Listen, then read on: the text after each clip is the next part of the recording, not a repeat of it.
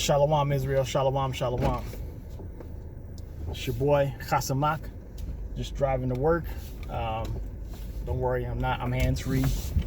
The Most High put on my heart to just start doing video, like a video diary type thing.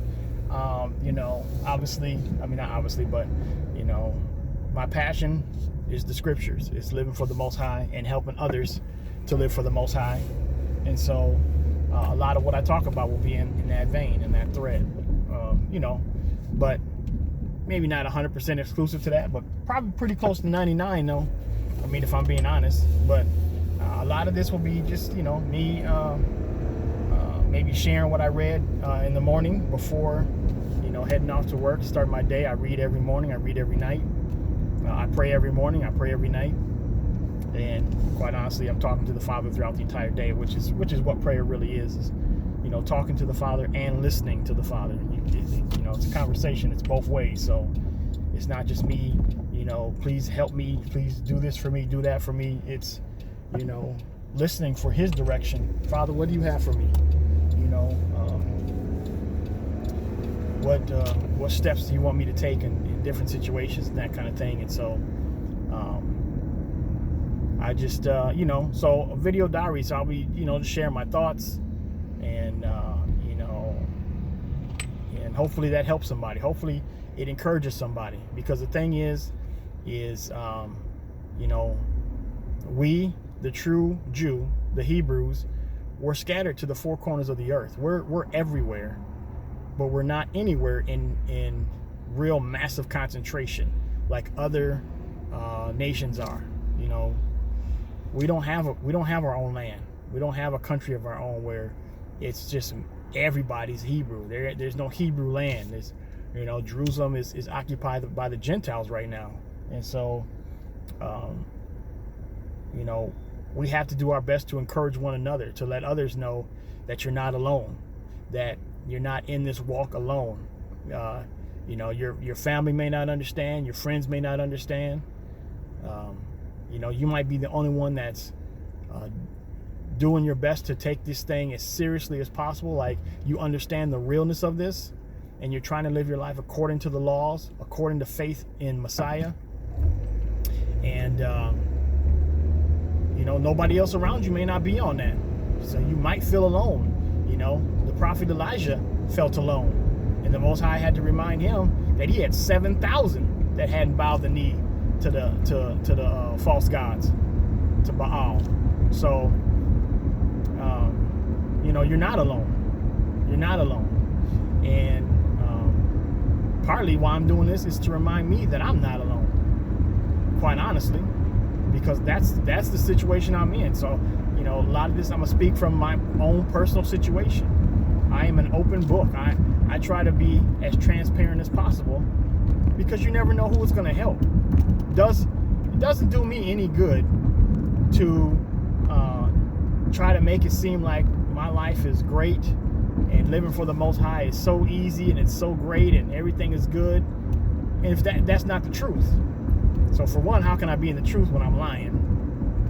On a regular basis. Not to say that we don't excuse me, slakia. Not to say that we don't mess up. We don't we don't deal with habits that we have maybe had for a long time. Whether we was in just straight out in the world, in the streets, or doing whatever we wanted to do, or whether we was in Christianity or Islam or any other thing that we might have been into. Me personally, I was in Christianity for many years, 20 years. And so I got, more than habits, because, in Christianity, they'll say that the laws are done away with, but meanwhile, they do keep a lot of the laws. They just don't keep the ones that they don't want to keep. They want to keep eating pork, so they don't keep that law. But, most of them don't commit adultery, Most of them, say that, now that's a sin, which it is. That's a sin. But so is eating pork, because he said don't eat it. So, I know a lot of people like to pick and choose which laws they want to follow, which laws they don't want to follow. He said the Sabbath day was the seventh day, not the first day. They try to change that. But anyway, I'm getting off track. I was in Christianity for 20 years, so a lot of what I say or address, will probably come from that vein. And I know that a lot of us Hebrews, especially in America, which is where I live, specifically the state of Minnesota, which, is predominantly not Hebrew. It's it's lonely out here, but part of the price we pay is sometimes we have to walk alone. Messiah did. Even his closest homeboys forsook him in his greatest hour of need, and he knew it was coming, but that did not stop him from fulfilling the purpose that he was to fulfill. And we cannot allow it to stop us either.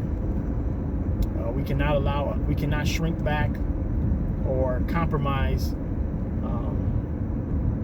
because of our emotions or because we're left alone or anything like that. As hard as that is, as hard as that can be, and as hard as it will be, we have to strive to make the kingdom, and that's going to come at a cost. Again, Christianity says salvation is free. It's a free gift.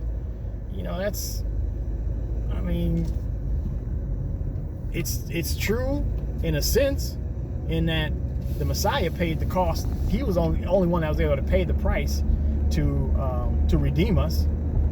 He was spotless. He was sinless. He was the only one that was able to pay that cost. But it does still cost us something, though. It costs us our life, giving up of our life, not doing all the things that we want to do, chasing money, chasing women, chasing men, fulfilling the lust of the flesh. We got to fight against that. We got to give that up. We got to die to those things. So it does cost us something. So it's kind of misleading to say it like that. And salvation is a free gift. It is. But at the same time, it's not. And same as when you read in the scriptures, especially towards the end of the so-called Old Testament, but towards the end of the original covenant, talks a lot about the day of the Lord being great and terrible. And the Most High gave me revelation on that one day, where he said, because I was thinking, how can it, you can go into definitions and look at it and what does great mean, terrible mean, in the Hebrew and all that. But he very simply said to me, it's going to be great and terrible at the same time, depending on your perspective. If you are a person who does your best to keep the laws of the Most High, when he returns, it's going to be a great day, because that is our salvation returning. And a lot of our suffering is finally going to stop, because we're suffering now. We don't get to enjoy all the things that other people in the world enjoy. And a lot of us aren't living lavishly. Not that that's, everything is about living lavishly, but a lot of us, struggle. A lot of us don't have a whole lot, and that's why Paul told us, the Spirit, through Paul told us, be content, whether you got a little or a lot. Learn to appreciate what you have. Instead of looking at what you don't have, only looking at what you don't have, that's magnifying the wrong thing. Rather magnify the Most High and be thankful for what you do have. And sometimes you got to be thankful that you don't have all the things that other people have. Because people that, for instance, have a lot of money or a lot of substance, they have a lot of headaches, a lot of issues, because then you got thieves and wolves trying to come and figure a way out how to take from you. They're too lazy to work for themselves, and they rather just figure out a way to take from you. That's a lot of what our governing body does. A lot of these taxes and all these things that we have to pay is just a way of getting something that they never worked for, taking what we've earned and taking it from us. Slavery, this country was built on the backs of our ancestors, with the blood of our ancestors, talking about Hebrews, and they got nothing for that. So the day of the Lord is going to be great for those who are living their lives according to how the Most High commanded us. And it's going to be terrible at the same time for those that are not, because they're not going to like what he comes with and how he deals with them. They're not going to like it. It's going to be terrible.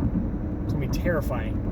So the day of the Lord is both great and terrible. So when you read that, you know, maybe that'll pop in your mind on a very, you know, I mean, you know, I do study and I can go deep, but I like to try to keep it not that way, because you don't know, you know, especially when you make videos, or when I make videos, I don't know who's watching this, and I don't know if they're able to understand deep things or can go deep. I try to keep them as simple as possible for everybody, so anybody can understand what I'm saying, hopefully. And then when I talk to people one-on-one, then I'm able to gauge, you know, by the Spirit, if they're able to handle something a little bit deeper. And a lot of times, what I get is I don't care. You know, people just don't care. We have been so destroyed as a people. We have been so deceived. We have been so brainwashed as a people. And I say we, I'm including myself, because I'm still trying to unlearn and relearn and get a lot of these incorrect thoughts out of me as well. So I'm not pointing my finger at you. I'm saying we all, no matter how much you think you know, when the Messiah comes back and he begins to show us the real, we're all going to be shocked in some areas. We all going to be surprised at some things. Nobody going to have it all together before he gets here. So,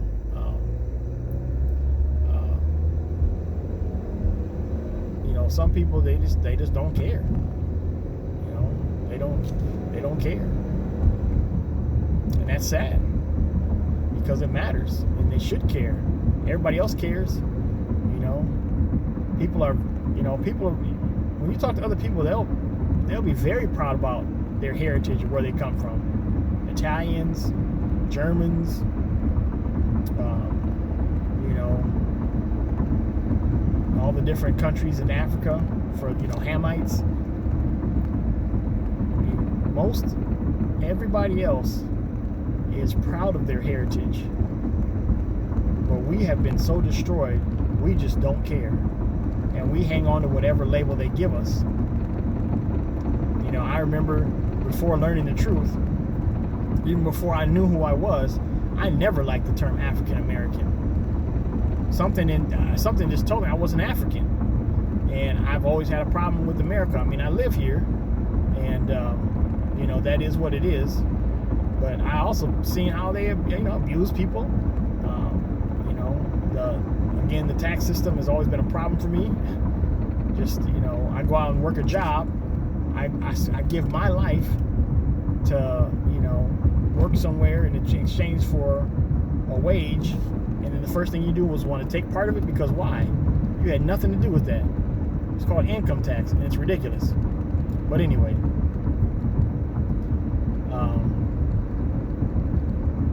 you know, people are very proud of their heritage. I'm Irish. I'm Scottish. I'm, you know, Russian. I'm, you know, all these different groups, all these different nationalities, and people are very proud.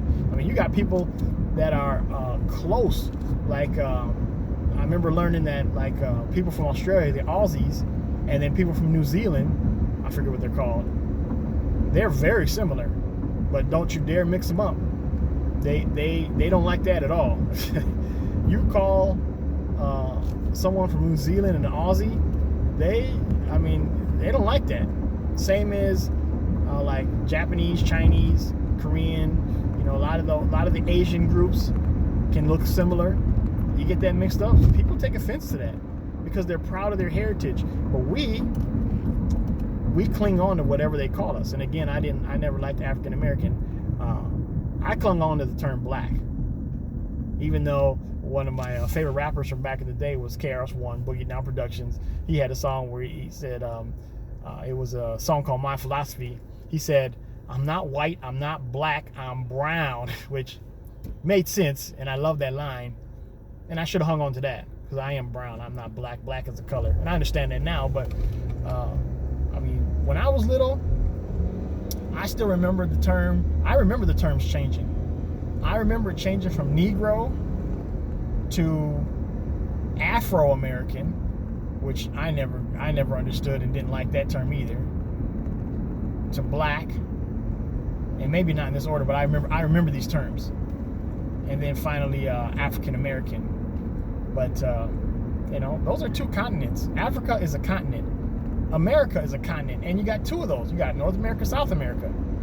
So you go outside of this continent and you say I'm African American.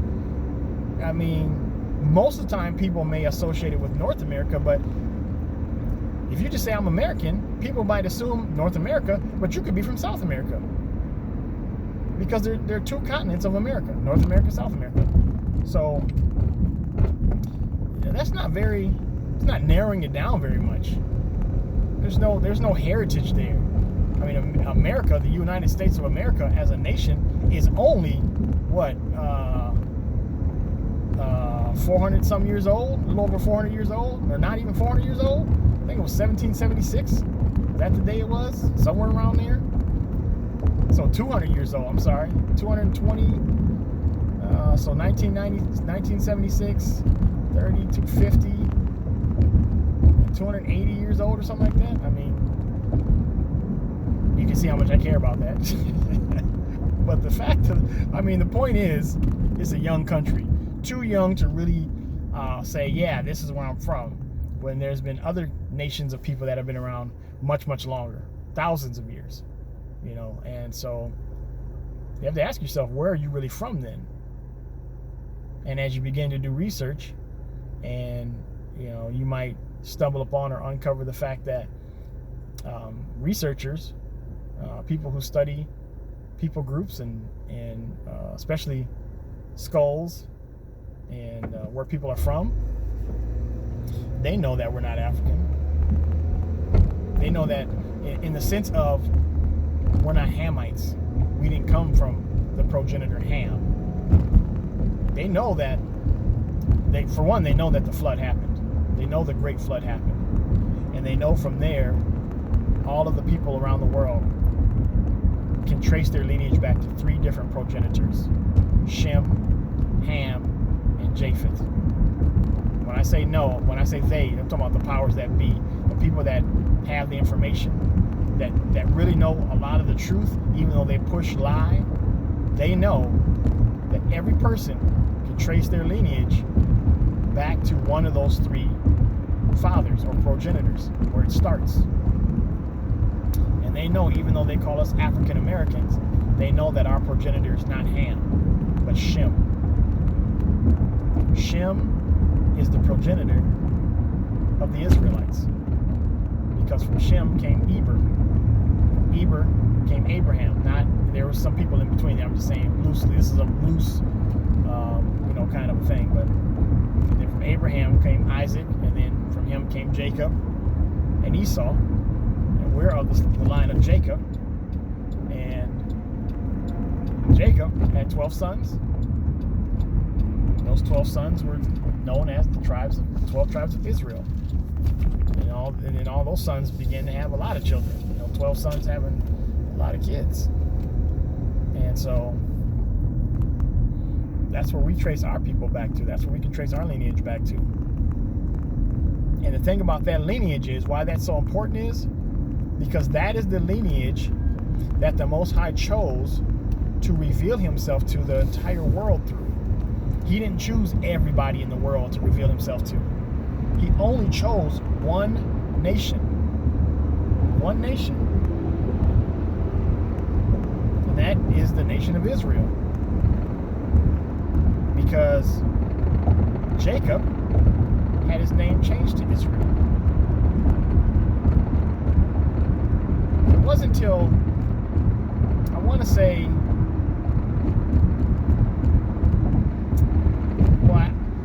I'm going to have to remember to look this up, so I'm not going to say it.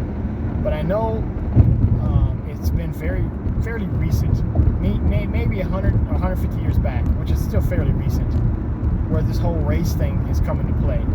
I know it was a German man who started to classify people in racial groups, because he wanted to depict his quote-unquote race as the superior race. He was a white man, blonde hair, blue eyes. And so, but before that, and again, I have to look it up to see exactly about how long ago that was. So don't quote me on that 150 years or so. I can't recall. But before that, though, people were grouped as nations. It was all about your nationhood, or even, you know, a little closer than that, your tribe. And so, you know, so those things matter. And to call yourself African American, you really don't have any understanding. You're not really a part of any group. I mean, it's a well-known fact. People say America's a melting pot, so everybody wants to come here and call themselves an American, mostly to get away from.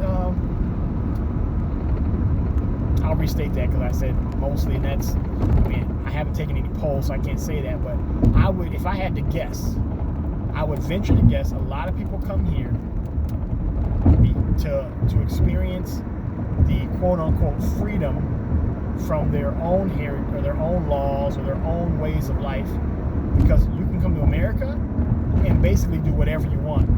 And now we're to the point where people can't even say nothing about it. Otherwise, you know, there could be legal ramifications. You can't talk about homosexuality. You can't talk about homosexuals because, you know, somebody gets offended, and that's a problem. If a girl was once a boy or a boy was once a girl, now you have to call them, even if they haven't had any kind of operations to change what they look like. If the boy just says he identifies as a girl, you're supposed to call him a girl. And if you don't, now what? You're offending them, and it's you know, they're trying to make everything equal to some of the racial things, the racial slurs, the incredibly wicked and hurtful things that they've done to us. They're trying to put so many things on that level so that they can kind of take away the power or take away their guilt from how they have done us in this country, trying to make things on an equal playing field. I remember when they for a long time they were trying to say calling somebody a midget, which, you know, they call them little people, but calling somebody a midget was the same as calling them a nigger. And I was like, I mean, and not just me, but a lot of people were like, there's not even close. It's not even a close comparison. Same with any other slurs that people have called things that are called people that whether they don't agree with their lifestyle or their body type or whatever. Nothing compares. Nothing compares. And you might say, why does it not compare? And I'll tell you why it doesn't compare, because we're the only people that the Most High chose. We're His chosen people. We are a special people. We are a people that He put above all people, as long as we followed His commandments, had faith in His Messiah, and even before that, we just had to follow His commandments. He told us, right when the fall happened, that there'd be a, you know, there'd be redemption. But from the beginning, there was always a set of rules to live by, same as you have in your house. If you got kids, there's a set of rules they have to live by. And just because, you know, if you and your wife, or if you're a single parent, you go out of town and you send somebody over there, you know, maybe an aunt or a grandma or somebody to watch your kids for a week, you go on vacation, that person that comes in might be a little more relaxed on some things than you are. And they might be a little more stern on some things than you are. So they might change the rules a little bit.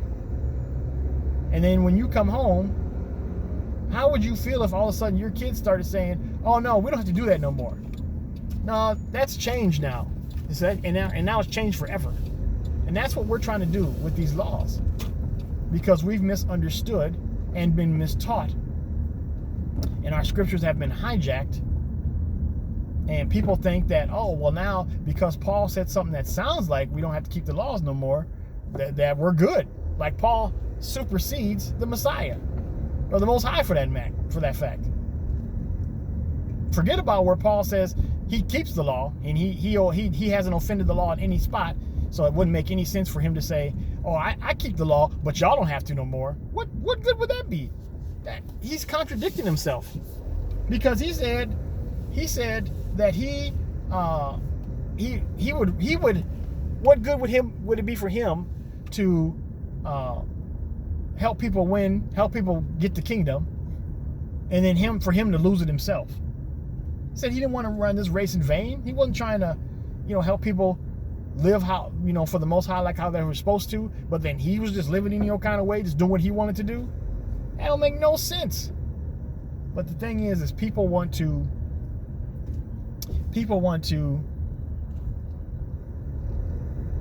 take Paul's words and twist them into what they want them to say. They want them to say what they want them to say so that they can live however they want to live. Because ultimately, that's really what it boils down to. Just wanting to live how you want to live. It's called rebellion. And that's exactly what we're dealing with here.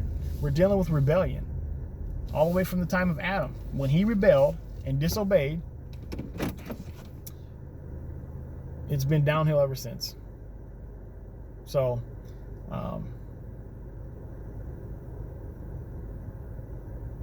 this has no point to it. I mean, there's points to it, obviously, but this wasn't like a topical conversation or a recording. This is just me talking. This is just, video blogging, if you will, while I drive, because I've driven truck for over 15 years. I'm no longer doing that, but I found that when I drive, that's when the Most High really talks to me. I turn the radio off, and just listen to him, and he gives me a lot of wisdom, and so I just want to start speaking that out, and trying to do it on a consistent basis. I mean, I got videos on this channel, and they're far apart, and I go through stints where I'll make one every day or every other day for a week or two, and then you won't see me for a couple months. And I'm trying to be a little bit more consistent than that. So he gave me the idea of my drive to work is about a half hour long, and just every morning when I read, because I usually get a lot of scripture, and I'll share one with you out of the Apocrypha, and because I believe that is inspired as well. It was part of the King James Version of the Bible until they took it out a couple hundred years ago. And what me and my son reread Ecclesiasticus chapter 32 today. Sorry, chapter 33. And so there was a couple verses that just stood out to me, and I'll read those, because what I'm really big on is the law. So a lot of people break down scripture, and there's some people that